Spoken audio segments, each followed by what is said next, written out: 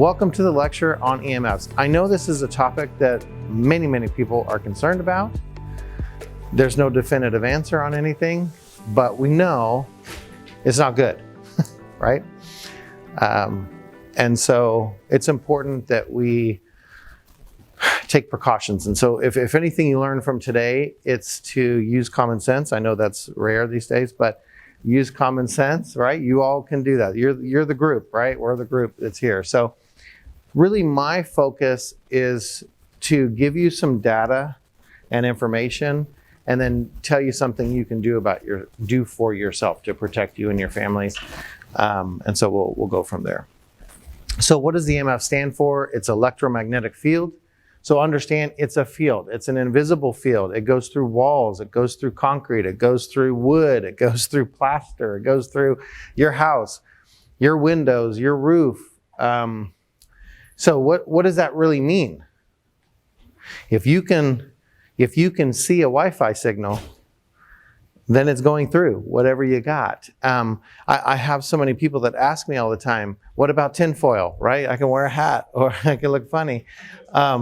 What about my windows? Can I put this over my windows? Well, if you're in Alaska, where I was born, you need to do that because the sun doesn't go down during times of the year. But that's about the only benefit of putting tinfoil on your windows, to block light. People talk about paint. People talk about a lot of things, and it can get extremely expensive. I'm sure you all have looked into it, what the costs are for some of these preventative programs. And at the end of the day, it doesn't do anything for you. And that's what we need to be concerned about, because if you still can see the signal coming in your house through your roof, which you can't paint with this special, amazing black paint, right? You're gonna have a blacked out house. No one's gonna see you anymore. But the reality is you have doors, you have windows, you have roofs, you have everything, right? And those signals still come through. And in the next 6 months, 8 months to a year, you're gonna have cellular coming through satellite. So you're not even gonna worry about the towers anymore. You're gonna worry about what's coming from the sky because it's gonna blanket the earth. So the day of trying to paint your house or wear clothing, special clothing, or do whatever, it's pretty much over. And that's what I want everyone to understand. You've gotta find a way to protect your home. And if you're electrosensitive, then your office and your car and your home. And that's what you're gonna do. Because you can turn your Wi-Fi router off, but you can't turn your neighbors off, right? Well, what are you gonna do about theirs? If you're, any of the individuals live in New York City, well, good luck, right? You've got 80, 90 of them when you're laying in your bed. One of my dear friends, she was a model and had a Fox show for a while, amazing lady. And she literally called me and she said, I'm laying in my bed and there's 80 Wi-Fis, 80, and I'm laying in my bed. So you're not gonna do anything about that. And so we have to make a personal choice. You know, it's like water, right? We're not gonna ask the municipality to filter it to our level of liking. We have to take that step in our own house. And this is very much like it. We need to have a filter for EMFs. But this is electromagnetic fields. And you need to understand, it's a field of energy. It's a field that's produced. It goes a certain distance and then it starts to taper off. That's how fields work, whether it's your field around your body or it's whatever. It has a certain distance based on the power behind the field. And what we also need to understand in EMFs, and I think this is what a lot of people forget, there is a component of radiation in that. That's what we need to be concerned about. It's not the whole entire field. It's the radiation aspect of the field that affects our bodies, okay? So let's look at a few other countries. And unfortunately, we live in still what I consider the best country in the world. I mean, people aren't leaving as much as they're coming. So we know that. But imagine the other countries are taking more of an approach to protect their population than sometimes we are. Here, pregnant women in China are required to wear a protective layer over their stomach just walking around because they know the electromagnetic fields that exist in the area. So that's interesting, isn't it, right? We do it for x-rays, but that's it. So in Israel, all new cell phones must have a warning on them. And the heavy use of this device, carrying it close to your body, can increase the risk of cancer. So the next thing you're going to see, and it's not on a slide, but I'm going to tell you, Bobby Kennedy and several others did a study on cellular to come up to a realization that non-thermal effects. So I think no one argues that putting this up to your face is a problem, right? It's harmful. That's called, thank you so much. This is Amber. Look at amazing Amber. So what's called thermal effects and non-thermal effects. So thermal effect means you put this to your face, your tissue is heated up, and that causes issues with the function of the cells. So that's considered thermal effects. And so the distance at which this phone goes into your head is the effects on brain and tissue, but it's called, what's called in the industry, a thermal effect, because there's a direct temperature change. So the World Health Organization and most everyone agreed that thermal effects cause damage, okay? But they would never go beyond that and say what non-thermal effects. So now non-thermal effects mean the phone's over there, I'm standing here in space, but there's still cellular signal in the room, there's still Wi-Fi in the room, there's still other fields that are going to affect me. That's what non-thermal means. Not going to be any temperature change because I don't have the device right against my skin. So for the first time, we now have multiple studies showing that non-thermal effects are cancer causing. So what does that really mean? That means the fact that you have a cell tower in your neighborhood, and just by virtue of the fact that it's broadcasting in your house, it's cancer causing. This is going to be a big deal because now the World Health Organization has had to accept these studies, and they're saying by 2022, because we can't do anything fast, okay, we got to slow down and just be careful. By 2022, they're going to redo their stand on cellular and other communications, saying, yes, we accept that non-thermal effects can be cancer causing. So that's scary. And so again, this is why we need to protect ourselves, is the non-thermal effects. You can always hold your phone on speakerphone, put it on the counter, put it whatever. No one can hear you anyways, but you can do that, right? And you can kind of scream at the phone like happens. But it's the non-thermal effects that are going to have the problem by virtue of walking around in space and having these fields collide with you. There are effects, and that's what we need. Not me. That's next time. So, but this is what Israel's doing. Let's look at France. So in 2014, Wi-Fi was banned in all nursery schools. Why? Because it's dumbing the kids down. Their test scores were going down. There were other issues, and that's why. So do we do that here? No, we went the opposite direction.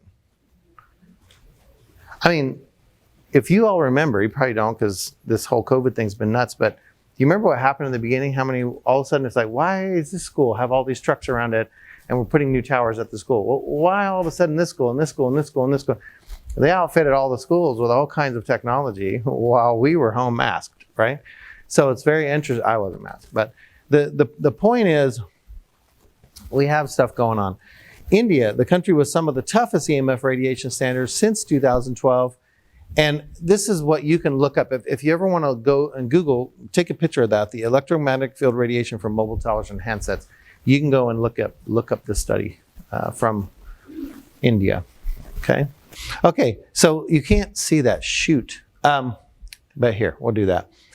This is Barry Trower from the UK, and he says, anyone who puts Wi-Fi in a school should be locked up. They have never looked at research if they would do that.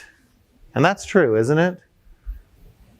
People that don't look at the research can absolutely say there's no problem with it. Yeah. So World Health Organization, again, all they have ever said is Wi-Fi radiation is a possible cancer causing. Now they're going to have to, 10 years later, they're going to have to acknowledge that it is. Okay, because we have too many studies now proving, thanks to Bobby Kennedy Jr. and amazing studies that they have done. So classified microwave radiation as a class 2 carcinogen. It's pretty serious, right? So there you go. And this is the International Agency for Research on Cancer, World Health Organization, 2011, saying it classifies radio frequency, EMF, as a possible carcinogen. So again, I'm not just making stuff up. You can actually go and research that document, and you can do it. So here, this gives it the same category as lead and smoking. It's a class 2 carcinogen, okay? So here we go. Switzerland, Italy, France, all these wonderful countries have set RF exposures what? 100 to 10,000 times less than the US. Europe has the highest standards on EMFs. In fact, every corporation is required by law. I'm not saying they do it or follow it or mandate it, actually follow through, but there are laws in place that every employer has to protect their employees from EMF exposure in Europe, especially Germany. They have laws to protect the employees because based on how many computer screens, based on Wi-Fi, based on all these things, there's a certain EMF exposure that those employees are experiencing on a daily basis, and as an employer, they have a responsibility to protect them. So they recognize there can be a non-thermal biological effect. So cell phones, let's talk about that. One of the biggest EMF culprits, I think we know that because we have it with us all the time, right? How many of you have a cell phone? Raise your hand. Right, that's everybody. Okay, me too, that's right there. So I remember the day when I didn't have a cell phone. I remember the day I got a cell phone. It was a big deal, right? Life was advanced. Wow, this is crazy. But we only did one thing with that. We called people. And we did it when it was an emergency. Do you remember those days? Like you had a certain number, 100 minutes. Do you remember when I bought my first AT&T 8810? Okay, it was a 100-minute plan with AT&T, and it carried over to the next month because we weren't going to use 100 minutes. Holy cow, who would ever do that on a cell phone, right? Like I'm driving. No, it's emergencies, right? Think about what we do now. It's become our everything. We watch movies, we text, it's constant. It's never out of your hand most of the time, right? So the exposure has changed. The maximum allowed limit in the United States is 1.6 watts per kilogram. Let's look at a few of the phones. And these are old phones because it's getting harder to get the data because it's interesting. But 9 out of 10 cell phones exceed the legal limit. So how are they allowed? Isn't that interesting that they're a legal limit, but oh well, right? We're just going to do it anyways. Galaxy S9, 3.8. Do we remember what that said? 1.6. So 3.8, 200% over. That's the 9. Who has a 9 anymore, right? That's kind of old school now. Galaxy S8, 8.22. So we are getting better, right? We're getting better as we go, but that's 500%. So any of you that have the old phones thinking, man, that's better because it has the headphone jack that I've lost in my iPhone, you might want to get a new phone because they are getting less electromagnetic field exposure. This is 500% over the limit when you have an older phone, okay? So iPhone 7, 7.15 kilograms, right? Holy cow. That's 400% over the legal limit. So I know personally a lot of people with iPhones that haven't gotten the 13, the 10. And right now, AT&T, Verizon, they're giving you a free one if you want it. You have the 7. There you go. Get the 13 because it's a fraction of this exposure. Okay, so this is one thing you can do. Phones are ridiculously expensive, right? $1,000, $1,100. We think we're like going to launch a space shuttle, right, with this thing. Well, you could actually. But the point is, they're giving it away for free now. They're like, just give us any phone. We don't care if it's cracked. We'll give you $800, $900, $1,000 towards a new phone, and that will get you a free iPhone. I'm not an iPhone guy. I'm an Android guy. I was really praying and pondering if I should make this life-changing thing over to an iPhone, and I decided no after talking to about 30 people because it's split and it doesn't matter. And I think at the end of the day, everyone's like, I did it because my wife told me to. I mean, no one has good reasons anymore to why they switched from Android to iPhone, except for kind of a cult following. But the reality is I can't find a good enough reason to do it, so I didn't get the free iPhone. Yes? No. No, because the phone is producing the field. It's nothing to do with the network. You're being exposed to the network whether you have a phone or not. That's what we have to understand. When you go in a building with Wi-Fi, it doesn't matter if you have a Wi-Fi device. You are still exposed to the Wi-Fi that's in the air. Same as the cell phone signal. But you're not just exposed to Verizon if you have Verizon. It's every carrier that's going into your house. Because your neighbor might have a different phone and they want to come in your house and use their phone. So you got to understand, we're being exposed to all signals, radio frequencies as well. It's like when you're driving in your car and you listen to the radio. All channels are broadcasting. Just because you're on one doesn't mean all the rest aren't there and available for you, and you're driving through them, right? If we could see all the fields that we are navigating through all the time, it would be interesting, wouldn't it? Yes, somebody. Go ahead.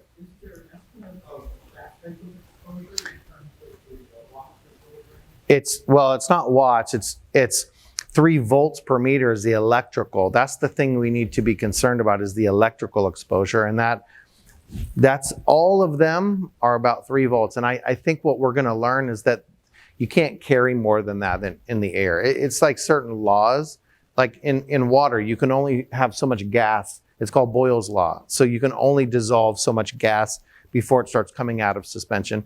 The same thing is true for air. I think you can only carry so much electrical voltage in the air. And so it's not going to have above that. So let me do this. Let me get through a little further, and then I'm going to answer questions after you.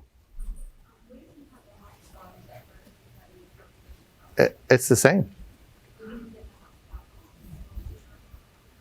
Well, you have the hotspot, but your neighbor's Wi-Fi is on, and the cellular tower is still broadcasting. And so this is what we've got to understand. Is it better? Slightly, yes. That's one less Wi-Fi, right? But you still are surrounded if you're in a neighborhood where you're close enough. And let me tell you, Wi-Fi routers can go miles. I have one. I have a large house, and I don't have just one Wi-Fi 6 router now.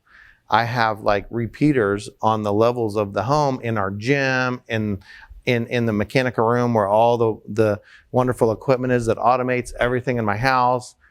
Because I like to be able to go on my phone here when I'm not talking to you and turn lights on and off in my house. It's important, you know. But the point is, I can mess with my wife, but I don't do that at night, just in the day. But no, so really and truly, I'm trying to help you guys. I'm being funny, but I'm really trying to help you guys. You need to understand the only solution is to protect your environment, because you cannot control what's going on outside of you, and it's not going to get less, it's going to get more. Okay? It's just what it's going to be. Here is a thermographic image of a head with no exposure to harmful. This is an image after a 15-minute phone call. That's what's considered thermal effect. Okay? So when we talked about thermal effects before, this is what we're talking about. The tissue heats up. And in a minute, we're going to see how far it can go into the brain, children versus adults. And this is one of the things that I'm the most passionate about. We should not be using cell phones as babysitters. If I've offended anyone, I will get over it, and I hope you do too. But when I used to travel to Europe every quarter, you don't see that over there. You do not see children with cell phones, tablets at dinner, at restaurants. You do not see that. You see normal children functioning like a normal child, talking, like actually using their lips and eyeballs to communicate with other human beings. That's what you see in Europe. In America, when's the last time you went to a restaurant with children and you don't see them like this? Think about that. It's scary, actually, because you're going to grow up kids that have no human relation skills. They don't know how to communicate with another human being. You gotta go, oh, hold on, I'll put myself on your tablet and then we can talk. That's scary, okay? So right here, Children absorb 10 times more microwave radiation than adults. Well, their head is smaller and they're not ossified fully until they're 14 anyways, right? So bones are different in a child than an adult. So here you can see a 5-year-old, 10-year-old, and an adult. Is there a difference? Absolutely. So giving a cell phone to a child versus an adult is a different decision, and we need to do that. No different than giving a beer to a child. Who would do that? Nobody, because you know the effects are different to a child than an adult, but we don't think about cell phones. So in every one of our, because I'm included in this, I have a cell phone. In all of our cell phones, we have a user's manual. Did you know that? Probably not. In the user's manual, on the first page, it says you should not have the phone within 1 inch of your head. Did you know that said that? Did you know that warning was in your user's manual in your phone, buried somewhere? We don't know where it is, but it's there, okay? Now, what do the 5G phones say? 3 inches. 3 inches. So those people who were walking around like this now may not be so weird anymore, right? Maybe that's the thing. But they do know enough to put a warning in there, because later they can go, I told you not to put it. So let's look at some of the symptoms of EMF radiation exposure. Now, I am not saying that these headaches only come from EMF. Headaches could come from your spouse. Headaches could come from not sleeping, right? Eye strain. There's a lot of things. I've been married 27 years. I love my wife. She's the love of my life. Absolutely the love of my life. So, but I have fun with spouses, because let me tell you, they affect your life, positive or negative.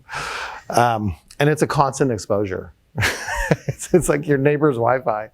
So anxiety, depression, autism, Alzheimer's, heart palpitations, all these things can come. And everything does everyone have that? Sorry, I'm trying to move forward here. Yeah, and this is not all. Please understand, this is not all. In some cases, literally brain fog to the point people cannot function. I had one gentleman, I'll digress for a second. I had one gentleman in California who had multiple patents, ran a medical company, amazing guy, and he called me up and he said, listen, I can't function unless I go to Bali. I have to go to Bali or my wife will be like, I'm ready to divorce you. So we have to go to Bali every once in a while, because there's no exposure to EMFs in Bali, and I can just have a vacation and be myself. And my wife says, oh, you're back. That's how much he is affected by brain. And he said to me, I read the papers I wrote 3 years ago, couldn't do it today. I could not write that. I couldn't write that. I don't have it in me to write the medical papers and the patents and all the stuff. He says, do you think your device can help me? And I said, 100%. And he called me 1 hour after having it, said, holy cow, I feel like I'm in Bali. My brain is back. I can completely write whatever I want.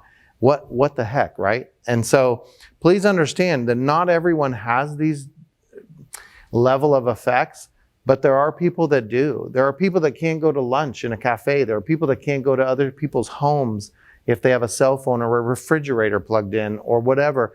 Please understand, there are people that are affected to a different degree than we are. My level of effect is if I hold this too long, my hand feels like it's numb. Or I have like atrophy, right? So I don't hold it for a long time. But these are pretty serious symptoms. And please understand, everything we've talked about so far is 4G. When we get to 5G, which again, I told you earlier, for those that came in a little bit after, we haven't actually launched real 5G yet anywhere. Because when we began, it created military issues, it created other issues. And if you understand why we're doing 5G, it's not about Netflix and it's not about having just a clear phone call, okay? That is not the reason 5G is coming. 5G is a cost savings. 5G is alternate reality, being able to have alternate reality software going. It's all about vehicles communicating with each other, but really it's manufacturing facilities that want to have higher end networks so that they can have machinery that functions in real space and know where it is. That's really why 5G was coming. And so because of that, they haven't been able to launch because it's creating problems with military bans and other things that are going on. So gosh, we can't affect the military. So we need to do this. Well, it's not even a tower anymore. 5G, it's like a Wi-Fi router. In fact, it's getting smaller and smaller, and they have to because they need to be closer and closer, depending if it's millimeter wave or what it is. But you have companies that are going to have, basically it looks like a Wi-Fi router, and they can broadcast these fields. So we have no reason to believe that 5G is safe, okay?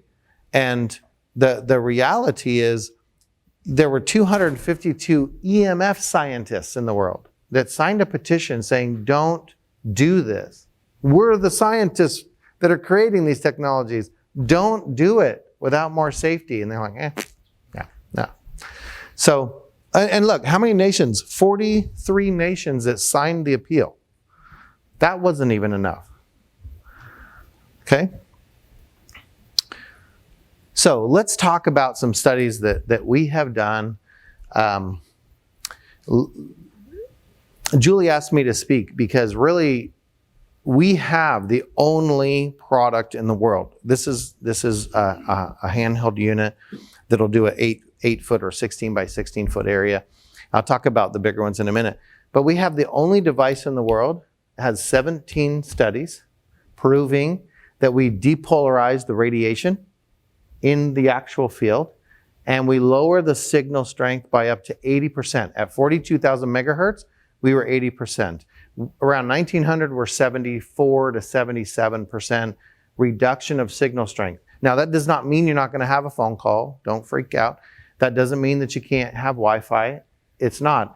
We have 3 volts per meter of electricity in the air. We don't need that much. We don't even need 1 volt per meter. And so when we reduce it by 2/3 or 77%, we reduce it down below 1. And so the impact on the body is far less, but you can still very much carry on conversation. In fact, many times it works better. Wi-Fi, cell phones, people say it works better. So please understand, it is impossible to block. If you're interested in blocking, it's not going to happen, because either you're going to go underground and build a house beneath the surface of the earth. That's fine. That can block. That's the only way you're going to be able to do it. But I love you. Won't see you again, right? You'll have to stay down there. And we'll have to put Amazon like drones down a shaft or so. I don't know what they're going to do to get you food, or you can grow down there, I guess. But anyways, the point I'm saying is there's no pain and there's no materials that will block sufficient. And we have to leave our house. I hope you understand you're not supposed to be underground, okay? You're not a mole. So we're supposed to be interacting with human beings. We just have to find ways to protect ourselves with the technology. So there are 17 studies. You can go to that website, synergyscience.com/key-studies, and you can watch videos that summarize it, because these are very technical. Some of these studies are extremely technical. You have to have a PhD to understand what they're actually saying. So we made videos like studies for dummies, or whatever it is that makes it easy for us to understand. But what has been, some of the things that have been studied is 600 megahertz, 700, 800, 1700, and 1900, and then up to 42,000, including the 16,000 that is slated for the US for 5G, real 5G when it's launched. We've done double-blind studies using Friedman's test protocol, which is 7 different parts of the body. Be very leery when you hear heart rate variability tests, because they're useless. I can show you a picture of your husband, and it will change your heart rate many times. Could go up, could go down. I can show you some of your children. I can show your dog, probably will go down, unless they just did something on the carpet they shouldn't have. But the reality is heart rate variability, I can show you a color. It's going to change your heart. Heart rate doesn't really tell us much, because it goes up and down pretty easily. Breath, there's all kinds of things. But when you have heart rate variability, and in this case, Friedman's test, which is 7 other indicators, then they all harmonize and say, okay, the body is at rest, or the body is in a stress situation, right? You have to look at skin conductivity. You have to look at muscle function. You have to look at heart rate variability, but you also have to look at other indicators, and that's important. So we've done these double-blind studies on Wi-Fi. We've tested all the cellular signal strengths up to 42,000 megahertz. Only company in the world that's done it. There's only 2 laboratories in the world, by the way, that can test up to 42,000 megahertz. They're in Europe, and we did it. We did it twice. We repeated the study a second time because people freaked out when they saw the first one, and they're like, what? And so we went to another laboratory, another independent lab, and did it again and had the same result, okay? So in the Key Shield cell phone study, what we did there was wound healing. Now, people ask, how does this really affect my body? I have headaches, but beyond that, what does it do? In this study, we looked at fibroblasts. I don't know if everyone here knows what fibroblasts, but fibroblasts are these amazing little,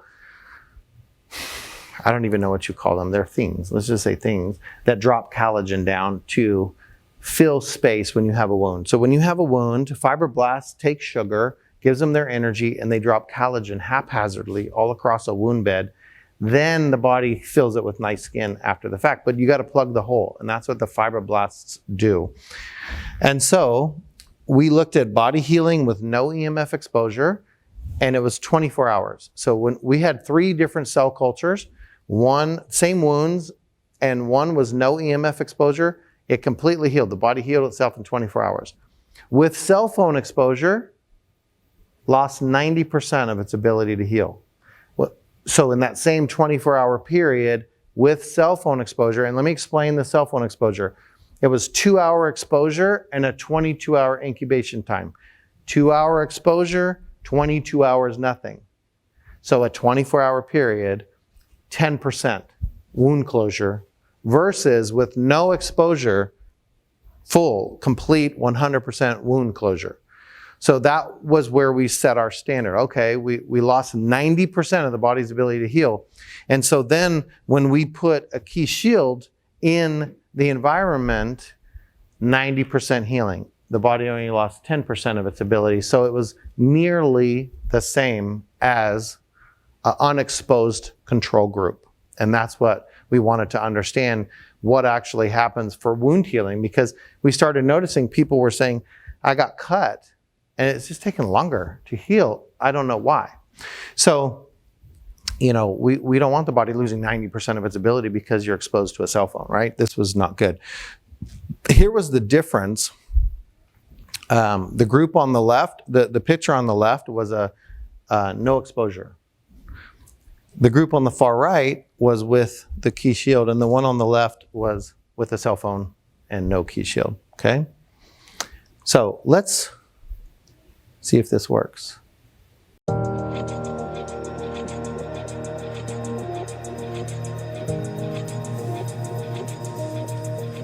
My name is Professor Darch, and I'm a biochemist and physiologist. I'm working for more than 30 years in the field of experimental animal-free cell culture models, which want to predict effects on the complete organism, but without using experimental animals.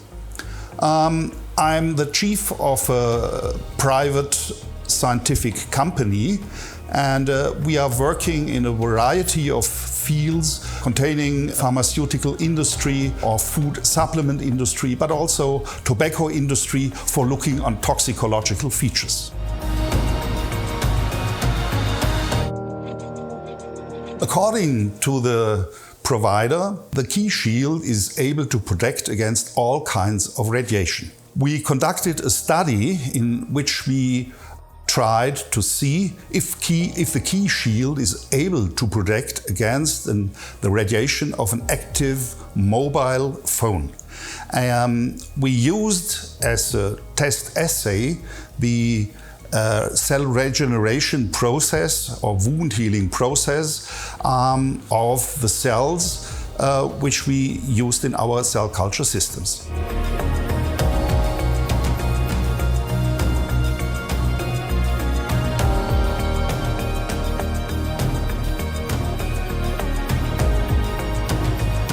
We used cultured connective tissue fibroblasts for a simulation of the wound healing process. The cells were exposed to the radiation of an active mobile phone for 2 hours. One assay together with the key shield and the other assay without the key shield. Afterwards, the cells were incubated for another 22 hours in the cell culture incubated, were then fixed, stained, and the space of the remaining wound edge was measured. In addition to the quantification of the results of the fixed cells, we also used the time-lapse video system to demonstrate the dynamic process of wound healing with mobile phone radiation and key shield and without the protection of key shield.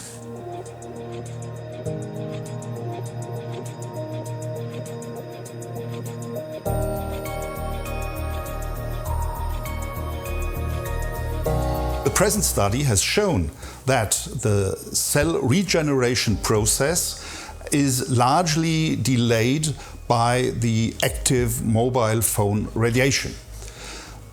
To our surprise, when using the key shield to have a protection during this exposure process, we could show that the wound healing process is nearly the same as for an unexposed control. For us, this means that the key shield is able to protect against the mobile phone radiation, and from this point of view, we can highly recommend this system.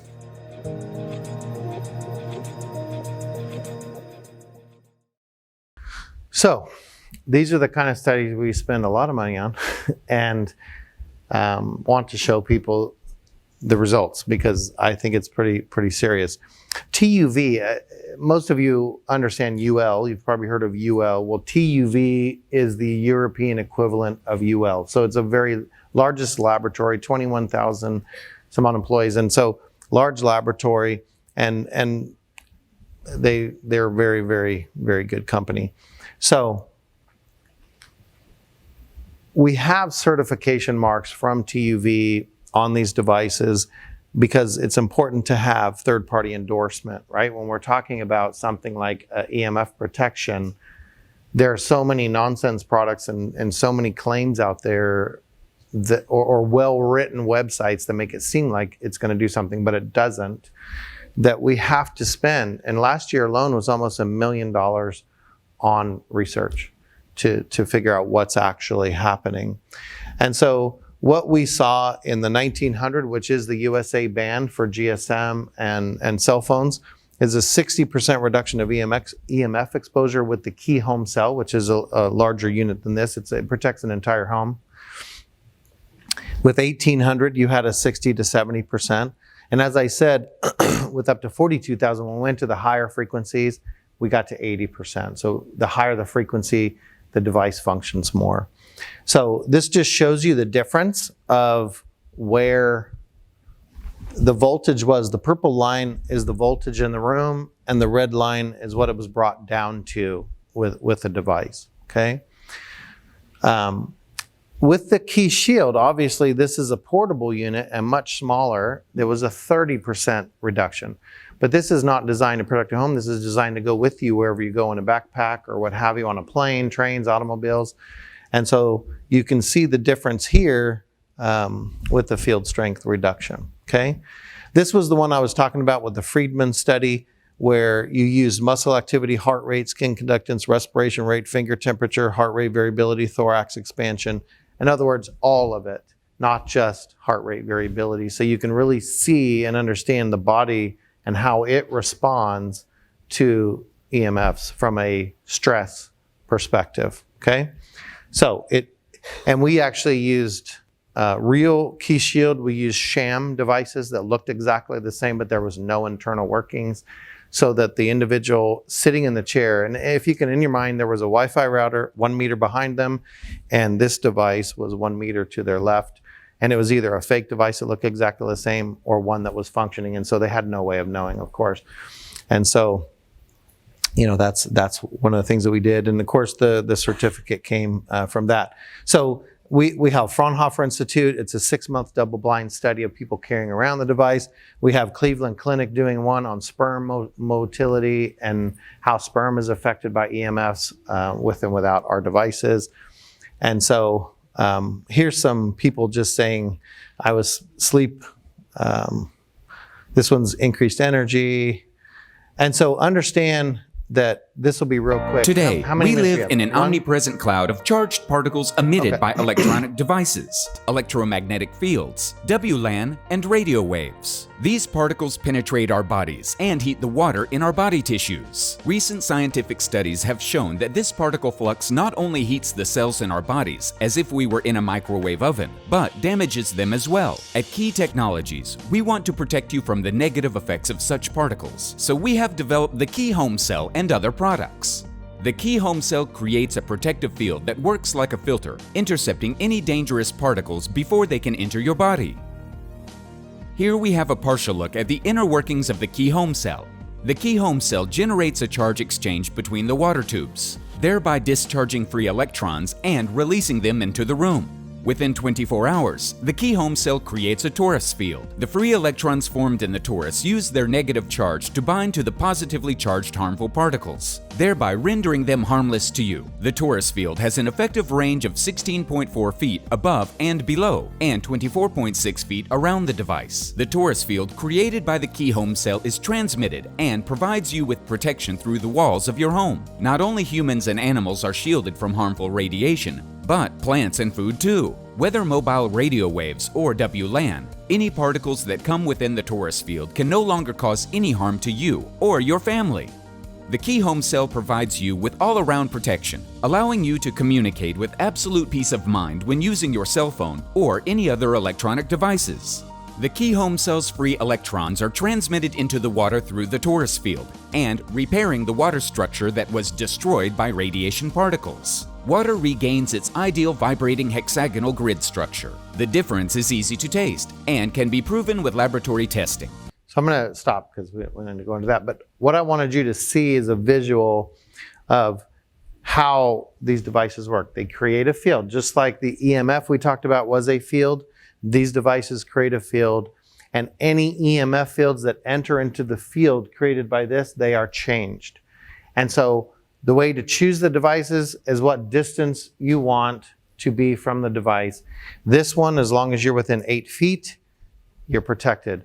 The Key Home Cell, as long as you're within 24.6 or 25 feet, you're protected. The Key Max, it's 328 feet you can be within the unit. So that one will do almost 2 million square feet, big 20-story buildings. And so it's different. Now, WaveGuard, obviously we have FCC certification on the devices. They are safe, no problems. All of our devices were tested with FCC in Utah, actually, where we're headquartered. Again, Cleveland Clinic is going to do a study on sperm. So what to do? And I apologize to you, this is the only thing I can honestly say has been proven to protect you from radiation, from electromagnetic fields. And it doesn't matter if we're talking 3G, 4G, 5G, and 6G to come. Because remember, we tested up to 42,000 megahertz, way beyond the 16,000 that they're charting for the US for 5G. So here you have a personal unit, which can go in a pocket. You have the Key Shield, which is what you see here, that can do a 16 by 16 area is what it can do. You have the Key Home Cell, which is a 2,500 square foot or 50 by 50, and it will go up 16 feet and down, so it can do a 3-story property as long as it's not bigger than a 50 by 50 area.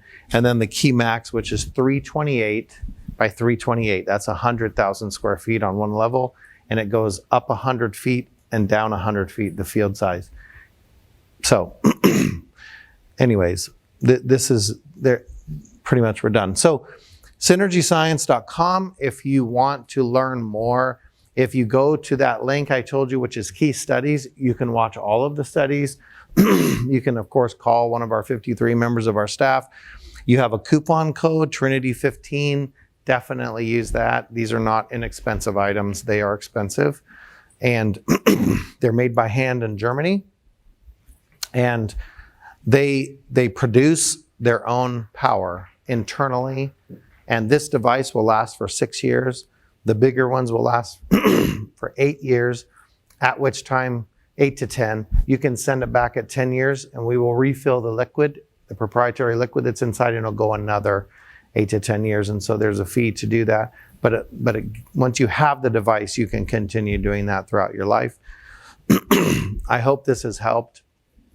It's a solution. It's the only solution that has been proven.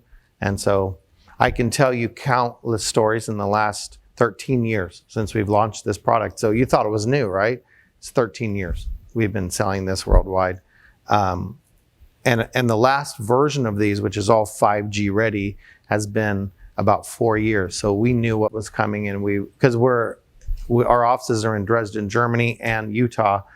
And so we know what's coming because it's produced in Bautzen. So in the city where we're headquartered is where 5G was developed, in Bautzen, Germany. So this is how we got the jump on that.